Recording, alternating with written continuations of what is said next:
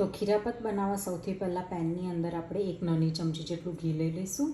ઘી ગરમ થાય એટલે કાજુ અને બદામના ટુકડા લીધા છે એ લઈ લઈશું. પ્રોપર રોસ્ટ કરી લઈએ. લાઇટ ગોલ્ડન બ્રાઉન કલર આવી ગયો છે. હવે આપણે એને બહાર કાઢી લઈશું.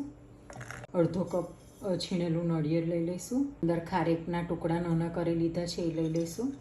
1 ટેબલ સ્પૂન જેટલી ખસખસ લઈશું. હવે આ બધી વસ્તુને ધીમા તાપે શેકી લઈશું.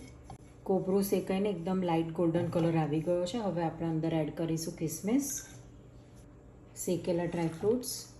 હવે મિશ્રણ ઠંડુ પડે એટલે અંદર 2 ટેબલ સ્પૂન જેટલી ખડી સાકરનો પાવડર એડ કરીશું. મિક્સ કરી લઈએ. તો રેડી છે ખીરાપત. સર્વ કરી દઈશું. મોદક સિવાય ગણપતિ દાદાને ખીરાપતનો ભોગ પણ ખૂબ જ પ્રિય છે. તો રેડી છે ખીરાપત, જેને પંચખાદ્ય પણ કહી શકીએ છીએ.